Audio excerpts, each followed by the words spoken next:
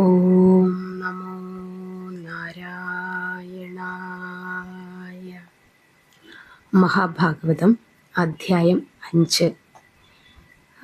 5-ാം അധ്യായത്തിലെ ധ്രുവചരിതമാണ് നമ്മൾ കഴിഞ്ഞ വീഡിയോയിൽ പറഞ്ഞു നിർത്തിയത്. തപസ് ചെയ്യാനായി വനത്തിലെത്തിയ ധ്രുവനെ നാരദമുനി കാണുന്ന ഭാഗം. അതിൻ്റെ ബാക്കി നമുക്ക് നോക്കാം. നാരദമുനി പിന്നെയും ധന്യനായ ആ ബാലനെ ആലിംഗനം ചെയ്തു ആനന്ദാശ്രുക്കൾ വർഷിച്ചുകൊണ്ട് വിചാരിച്ചു, നാരായണ ഭഗവാനെ, ഇങ്ങനെയൊരു ഭക്തിയുണ്ടോ? അനന്തരം അവനെയും കൂട്ടിക്കൊണ്ട് അടുത്തുള്ള മധുവനത്തിൽ പോയി തപസ് ചെയ്യാൻ പറ്റിയ ഒരു സ്ഥലം അദ്ദേഹം കാണിച്ചു കൊടുത്തു. തപസ്സിൻ്റെ അനുഷ്ഠാനങ്ങളും പഠിപ്പിച്ചു. നാരദ മഹർഷിയെ ഗുരുവരനായി സ്വീകരിച്ചു വണങ്ങി ധ്രുവൻ തപസ്സും ആരംഭിച്ചു. ഏകാഗ്രനിഷ്ഠയോടെ അവൻ തപസ്സനുഷ്ഠിച്ച് ധ്യാനനിരതനായി ഇരിക്കുന്നത് കണ്ട് ആനന്ദബാഷ്പം പൊഴിച്ചുകൊണ്ട് ലോകോപകാരിയായ ആ മഹർഷി മുഖ്യൻ അവിടെ നിന്നും തിരോധാനം ചെയ്തു. ധ്രുവന്റെ തപോനിഷ്ഠ അതികഠിനമായിരുന്നു. ആദ്യത്തെ 1 മാസം 3 ദിനങ്ങൾ കൂടുമ്പോൾ അവൻ അക്ഷികൾ തുറന്ന് ചുറ്റും നോക്കിക്കൊണ്ട് സ്നാന തർപ്പണാദി പൂജകളും കഴിച്ച് എന്തെങ്കിലും കായ്കനികൾ ഭക്ഷിക്കും. 2-ാം മാസത്തിൽ 6 ദിനങ്ങൾ കൂടുമ്പോൾ ഏതാനും പച്ചിലകൾ ഭക്ഷിക്കാൻ തുടങ്ങി.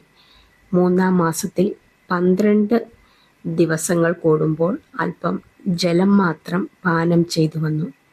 4-ാം മാസത്തിൽ വായു മാത്രം ഭക്ഷണമായി. 5-ാം മാസത്തിൽ പഞ്ചേന്ദ്രിയങ്ങളെ അടക്കി സർവ പ്രാണങ്ങളും സമസ്ത വായുക്കളും തന്നിൽ തന്നെ പ്രണവത്തിൽ ഒതുക്കി ശ്രീനാരായണ മൂലമന്ത്രം ധ്യാനിച്ചുകൊണ്ട് ആത്മയോഗത്തിൽ നിർലീനനായി അവൻ തപസ്സു തുടർന്നു. പ്രാണങ്ങളെ മുഴുവനും അവൻ അടക്കിയതുമൂലം ലോകവാസികൾക്ക് വീർപ്പുമുട്ടിത്തുടങ്ങി. വായുക്കൾ ചലിക്കാതെയായി. ആകെ പ്രപഞ്ചം മുഴുവനും ഒരു 5 വയസ്സ് പ്രായമുള്ള കുട്ടിയുടെ ആത്മയോഗ തപോബലത്താൽ നിഷ്കമ്പവും നിഷ്സ്പന്ദവുമായി. അത്ഭുതം. സർവമൃഗ സഞ്ചയാദി പ്രാണവർഗങ്ങളും മാനവരും വാനവരും വീർപ്പുമുട്ടി വിഷമിക്കുന്നത് കണ്ട് ബ്രഹ്മദേവനും പരമശിവനും വൈകുണ്ഠത്തിലെത്തി ഇതിനൊരു പരിഹാരമുണ്ടാക്കണമെന്ന് അനന്തശായിയോട് അപേക്ഷിച്ചു. മന്ദസ്മിതവദനനായി മധുസൂദനൻ അരുളി ചെയ്തു, ഉത്താനുപാദപുത്രനായ ധ്രുവൻ സർവപ്രാണങ്ങളെയും ആത്മാവിൽ അടക്കിക്കൊണ്ട് തപസ് ചെയ്യുന്നത് മൂലമാണ് ഈ വായുസ്തംഭനമെന്ന് എന്നെപ്പോലെ ഭവാന്മാർക്കും അറിയാമല്ലോ. ഏതായാലും അവന് വരദാനം നൽകുവാൻ ഞാനിതാ പുറപ്പെട്ടു കഴിഞ്ഞു. അന്തകാന്തകനെയും അംബുജോത്ഭവനെയും യാത്രയാക്കിയതിനു ശേഷം ഭഗവാൻ ശ്രീവല്ലഭൻ ഗരുഡാരൂഢനായി ധ്രുവന്റെ സന്നിധിയിൽ സമാഗതനായി. അപ്പോഴും ആ ബാലൻ പ്രാണബന്ധനം ചെയ്ത് ധ്യാനത്തിൽ ലയിച്ചിരിക്കുകയാണ്.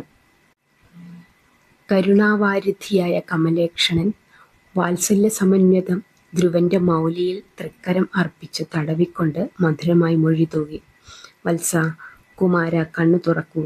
നീ അന്വേഷിച്ച നാരായണൻ ഇതാ നിന്റെ കൺമുമ്പിൽ വന്നു നിൽക്കുന്നു. കുഞ്ഞെ, കണ്ണു തുറക്കൂ. പെട്ടെന്നുണ്ടായ ആത്മപ്രചോദനത്തിന്റെ ഫലമായി ധ്രുവൻ സമാധിയിൽ നിന്നും ഞെട്ടിയുണർന്നു. നയനങ്ങൾ ഉന്മീലനം ചെയ്തു. ശംഖുചക്രഗദാപത്മങ്ങൾ ധരിച്ച 4 തൃക്കൈകളോടും നവരത്നഖചിതമായ പൊൻകിരീടത്തോടും ശ്രീവത്സാങ്കിത വക്ഷസ്സിൽ പരിലസിക്കുന്ന കൗസ്തുഭഹാരത്തോടും കനകാഭരണ വിഭൂഷണങ്ങളോടും മഞ്ഞപ്പട്ടുടയാടയോടും മേഘശ്യാമള വർണ്ണത്തോടും കൂടിയ സാക്ഷാൽ വിഷ്ണു ഭഗവാൻ മന്ദഹാസ മാധുര്യത്തോടും കാരുണ്യം വഴിഞ്ഞൊഴുകുന്ന കടാക്ഷത്തോടും കൂടി അവൻ്റെ മുമ്പിൽ പള്ളി കൊണ്ടരുളുന്നു. ധ്രുവൻ ചാടി എഴുന്നേറ്റ് അദ്ദേഹത്തിൻ്റെ പാദപത്മങ്ങളിൽ സാഷ്ടാംഗം പ്രണാമം ചെയ്തുകൊണ്ട് ഭഗവാന്റെ തിരുനാമങ്ങളെ വാഴ്ത്തി സ്തുതിച്ചു. ഇന്ദിരാരമണൻ അവനെ പിടിച്ചെഴുന്നേൽപ്പിച്ച് തൻ്റെ ഉത്സംഗത്തോട് ചേർത്ത് പിടിച്ചുകൊണ്ട് അരുളി ചെയ്തു, കൺമണി ധ്രുവ, നിന്റെ അച്ഛൻ്റെ മടിയിലിരിക്കാൻ നീ അർഹനല്ലെങ്കിൽ ലോകരക്ഷകനായ എൻ്റെ പൂമടിത്തട്ടിൽ നിന്നെ ഇരുത്തി ഞാൻ താലോലിക്കാം. വത്സ, അച്ഛൻ നിന്നെ മടിയിലിരുത്തിയില്ല എന്ന് കരുതി നീ വ്യസനിക്കേണ്ട. ഈ ലോകത്തിൽ ഏറ്റവും ശ്രേഷ്ഠമായ ഒരു ഉന്നത സ്ഥാനത്തിൽ സർവർക്കും സംപൂജ്യൻ എന്ന നിലയിൽ നിന്നെ ഞാൻ അവരോധിച്ചിരിക്കുന്നു. നിനക്ക് എന്തു വരമാണ് വേണ്ടതെന്ന് പറയൂ. സന്തോഷപൂർവ്വം ഞാനത് നൽകാം. സുരുചിയുടെ വയറ്റിൽ പിറക്കാതെ നിനക്ക് ഉത്താനപാദൻ്റെ പുത്രസ്ഥാനമോ രാജത്വമോ സിദ്ധിക്കയില്ലെന്ന് അവൾ പറഞ്ഞിട്ടുള്ളതും ഞാൻ അറിയുന്നു. വത്സ, ധ്രുവകുമാര, 26,000 സംവത്സരം ലോക സാമ്രാട്ടായി ഏതൊരു സിംഹാസനത്തിൽ തൊടാൻ നിനക്കർഹതയില്ലാതായോ ആ സിംഹാസനത്തിൽ ആരൂഢനായി വാണരുളുവാൻ ഞാൻ അനുഗ്രഹിച്ചിരിക്കുന്നു. ധ്രുവൻ തൊഴുതുകൊണ്ടുണർത്തിച്ചു. ഭഗവാനെ, എൻ്റെ അച്ഛൻ്റെ മടിയിൽ കയറിയിരുന്ന് എൻ്റെ മോഹം തീർത്തതിനു ശേഷം എന്നും ഭഗവത് ഭക്തനായി നിന്തിരുവടിയുടെ കഴൽമലരുകളെ പൂജിച്ചാരാധിക്കുവാനുള്ള അനുഗ്രഹം മാത്രം അടിയനു മതി. നശ്വരമായ രാജത്വമോ ഐശ്വര്യമോ അടിയന് ആവശ്യമില്ല. വിഷ്ണു പറഞ്ഞു, ശരി, നിന്റെ ആഗ്രഹമനുസരിച്ചുള്ള വരം നിനക്കു ഞാൻ നൽകിയിരിക്കുന്നു. 26,000 വർഷം ശ്രേഷ്ഠമായ വിധം രാജരാജേന്ദ്രനായി വാണതിനു ശേഷം എൻ്റെ ഏറ്റവും വലിയ ഒരു ഭക്തനായി ലോകാവസാനം വരെ സർവർക്കും കാണത്തക്കവണ്ണം നീയൊരു നശിക്കാത്ത നക്ഷത്രമായി നഭസിൽ ഉത്തരഭാഗത്ത് എന്നെന്നും വിളങ്ങി വിരാജിച്ചാലും നിന്റെ പേരിൽ ആ നക്ഷത്രം അറിയപ്പെടും.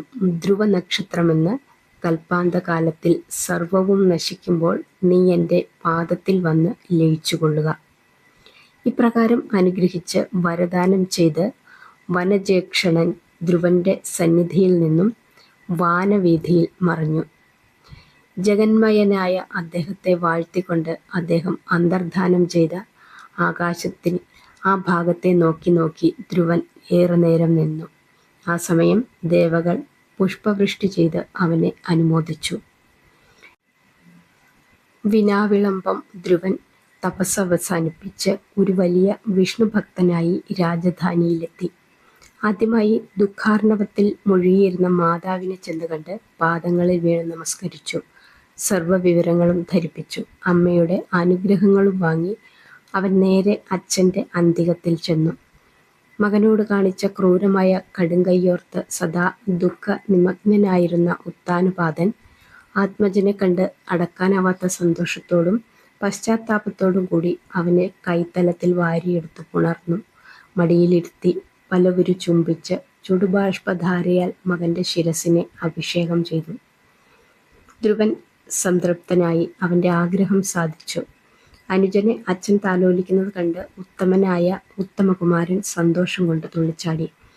അനന്തരം ആഡംബരപൂർവ്വം അനുജനെ എതിരേറ്റുകൊണ്ട് അവൻ ആ രാജധാനി മുഴുവനും ഒരു ഘോഷയാത്ര എന്ന വണ്ണം സഞ്ചരിച്ചു.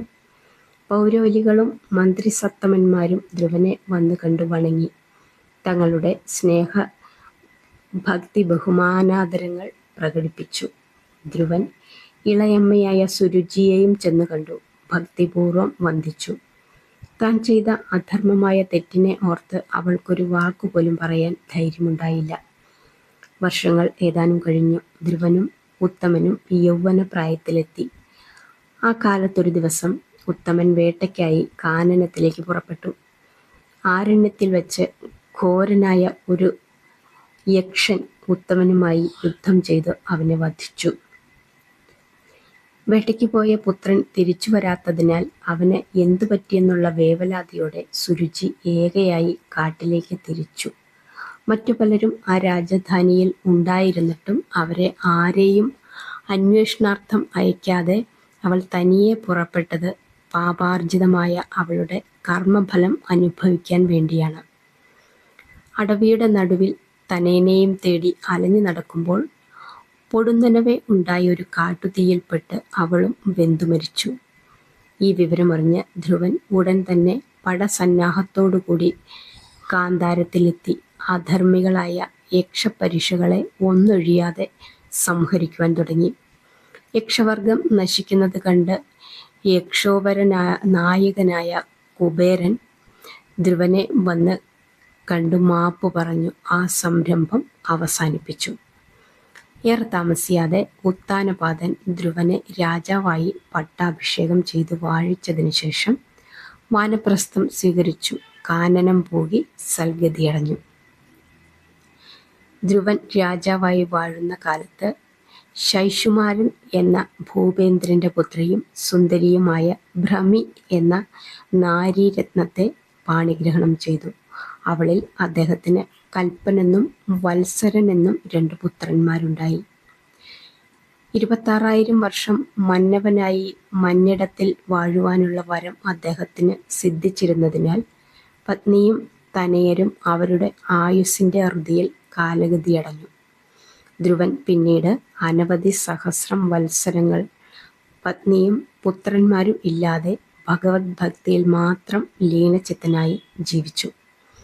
ഏതാണ്ട് തൻ്റെ അന്ത്യകാലത്തിനോടടുത്ത് പിൽക്കാലത്ത് രാജ്യം ഭരിക്കുവാൻ ഒരു കുമാരനുണ്ടാകുവാൻ വേണ്ടി അദ്ദേഹം വായുനന്ദിനിയായ ഇടാദേവിയെ വിവാഹം കഴിച്ചു. അവളിൽ ഉൽക്കലൻ എന്ന ഒരു തനയൻ ജാതനായി. വാർദ്ധക്യകാലത്ത് ധ്രുവൻ ഉൽക്കലനെ ഉർവീപതിയായി വാഴിച്ചതിനു ശേഷം ലോകജീവിതം വെറുത്ത് കാനനവാസം സ്വീകരിച്ചു.